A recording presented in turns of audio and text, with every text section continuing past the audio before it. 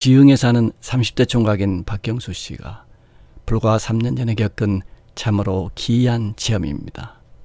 그 당시에 박경수 씨는 인천에 있는 작은 조선소의 설계실에서 대리로 근무하고 있었습니다.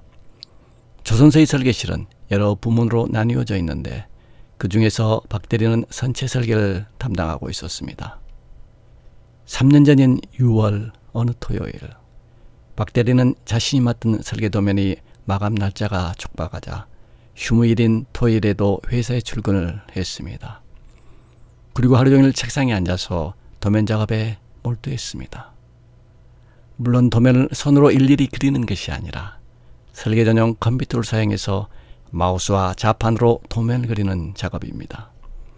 박 대리는 토요일 아침부터 하루 종일 도면 작업을 했으나 일이 생각보다 빨리 끝나지 않아서 밤 10시가 넘어서야 겨우 퇴근을 할 수 있었습니다. 때가 장마철이어서 하루 종일 창밖에는 세찬 비가 내렸지만 박 대리는 사무실에서 설계 도면 작업을 하느라고 비가 온다는 사실도 전혀 느끼지 못했습니다. 회사에서 박 대리 집이 있는 부천의 변두리까지는 차로 1시간 남짓 걸리는 거리였습니다. 밤이 너무 늦어서 박 대리는 평소보다 서둘러서 차를 몰고 퇴근하게 되었습니다. 늦은 밤인데다가 세찬 장마비까지 쏟아부어 있어서 차의 와이퍼를 제대로 작동시켰지만 여전히 시야가 좋지 않았습니다. 그러나 집으로 가는 왕복 4차선 도로는 너무나 익숙한 길이었고 또 이렇게 늦은 시각에 다니는 차량이 드물기 때문에 박 대리는 속도를 줄이지 않고 1차선으로 빗속을 달렸습니다. 그렇게 운전을 하면서 무료함을 느낀 박 대리가 라디오를 막 켜는 순간이었습니다. 그때 갑자기 차 앞으로 뛰어드는 희미한 물체가 있었습니다. 박 대리는 깜짝 놀라 반사적으로 급브레이크를 밟았습니다. 그러나 1차선으로 달리던 차는 도로에 내는 빗물에 미끄러지면서 동시에 불능이 상태가 되고 말았습니다. 차는 1차선을 벗어나서 2차선으로 미끄러지다가 오른쪽 눈으로 처박히기 바로 직전에 겨우 섰습니다.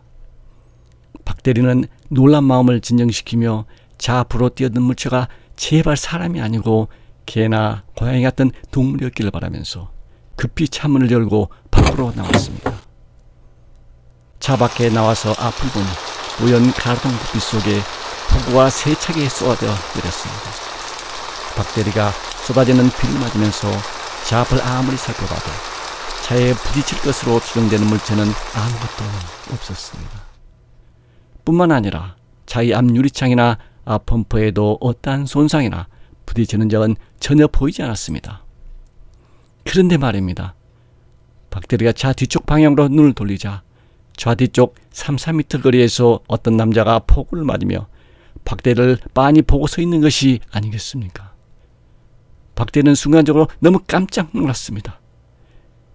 겨우 마음을 가다듬고 가로등 불빛에 비치는 그 남자를 자세히 살펴보니 자신과 같은 30대의 젊은 남자였으며 우산도 없이 쏟아지는 비를 맞고 서서 뭔가 사정하는 듯한 눈으로 자신을 바라보고 있었습니다. 그리고는 손으로 박 대리의 차를 가리키며 좀 태워달라는 손짓을 하는 것이었습니다. 사실 이렇게 밤늦은 시각에 비까지 철철 맞으며 도로에 서 있는 사람을 자신의 차에 태워주는 것은 썩 마음이 내키지 않는 일이었습니다.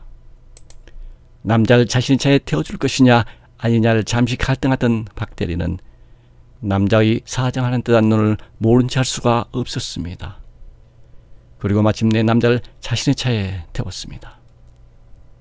박 대리는 조수석에 앉은 남자에게 어디로 갈 것인지를 물었습니다. 그러자 남자는 대단히 미안하지만 여기서 2-3km 정도 떨어진 곳까지만 같이 가자고 하는 것이었습니다. 차로 2-3km 거리라면 그리 먼 거리는 아니어서 박 대리는 내심 안심을 했습니다. 그리고 남자가 가리키는 대로 달리던 국도를 빠져나와서 비포장 도로로 차를 몰았습니다. 그러면서 무슨 사정으로 이렇게 늦은 밤에 폭우까지 쏟아지는 도로변에 나와 있느냐고 물었습니다. 그러자 남자는 슬픈 표정을 지으며 제발 아무것도 묻지 말라고 사정하듯 말했습니다. 이윽고 차로 몇 분을 달려서 남자가 원하는 곳에 도착했습니다. 그런데 말입니다.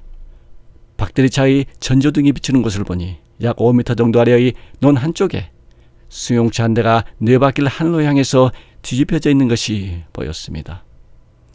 박대리가 차에서 내려 질퍽거리는 논을 가로질러서 뒤집힌 차에 가까이 가보니 차의 조수석에 한 여자가 정신을 잃고 쓰러져 있는 것이 보였습니다. 박대리는 그 여자를 구해야겠다는 생각에 쏟아지는 비를 온몸에 맞으며 조수석 창문을 두드렸습니다. 그러나 차 안의 여자는 아무런 반응이 없었습니다. 박대리는 엎어진 차의 조수석 문 손잡이를 당겨보았지만 사고 당시 충격으로 고장이 났는지 잘 열리지 않았습니다. 박대리는 반쯤 열려져 있는 반대편 운전석 쪽 문을 통해서 겨우 여자를 끌어내어 호흡을 살펴보니 다행히 가늘게 숨을 쉬고 있었습니다. 박대리는 자켓을 벗어서 여자의 얼굴에 내리는 비를 가리면서 휴대폰을 꺼내어 119에 신고를 했습니다.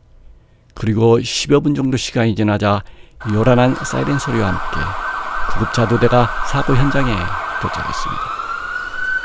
사고 현장에 도착한 구급대원들은 우선 의식이 없는 여자를 구급차에 태워서 산소 마스크를 씌우고 담요로 몸을 감싸는 등 응급조치와 함께 즉시 병원 응급실로 이송했습니다.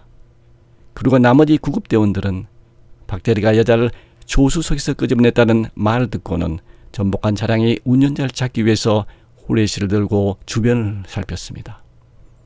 그리고 구급대원 중 누군가가 "여기에 운전자가 있습니다" 하는 소리를 질렀습니다.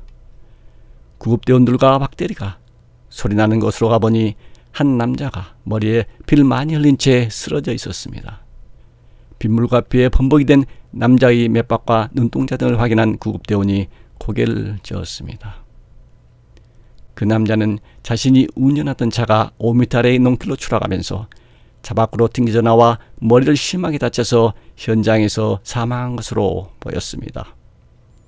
한 구급대원이 후레쉬 불빛에 비치는 남자의 피에 젖은 얼굴을 본 박대리는 너무 놀라서 그만 온몸에 소름이 돋았습니다.